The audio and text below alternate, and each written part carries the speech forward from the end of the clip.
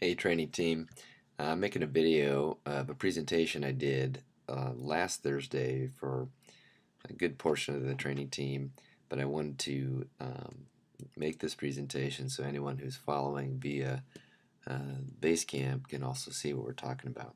Here's what we've put together for a training arc for Believers Church and the network of Believers Church small communities thus far. Here are assumptions about training. First, we believe there are certain basics every Christian must know and live out. And the Kerygma Didache discussion in Antioch and First Principles has been convincing that these are part of the biblical pattern. And second, we realize we have a limited amount of time with every person we serve. So if we had to choose what we would train them in, the training arc has to be built really based, at least starting based on the essentials we would choose that we would call Kerygma and Didache.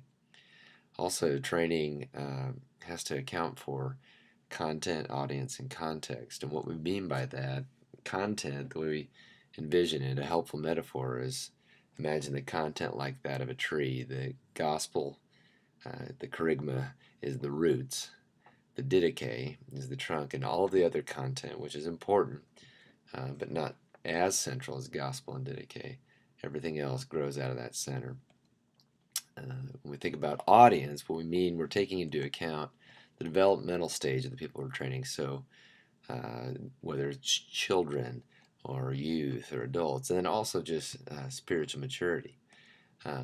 Also, we have to take into account what training does everyone need to go through, and then also what training is specific to leaders. Also, when we talk about the context of training, what we mean, it has to be delivered in at least three different ways. One is classroom, which is what we're all familiar with the transfer of information. But also we need apprenticeship, where a mentor can coach someone living out what they're being trained in, and immersion, which is being present in an environment that models the content being trained.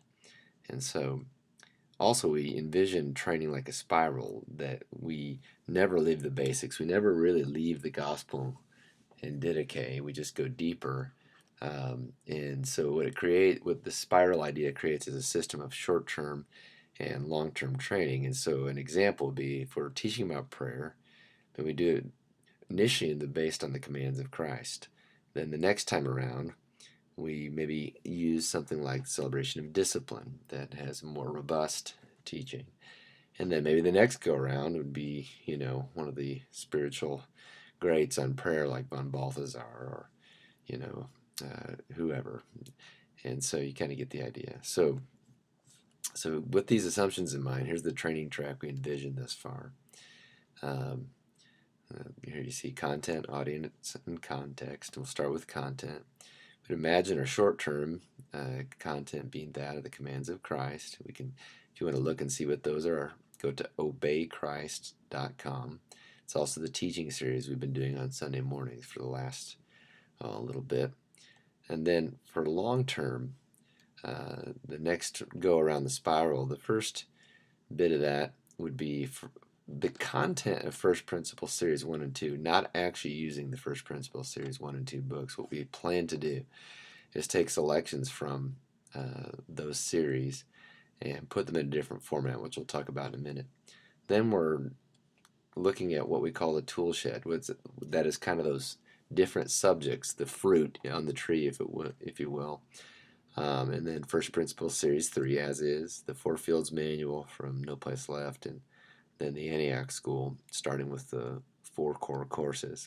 The audience we would imagine for these, that we would imagine that everyone would need to be trained through the commands of Christ, the selected content from First Principles 1 and 2, and selections from the tool shed.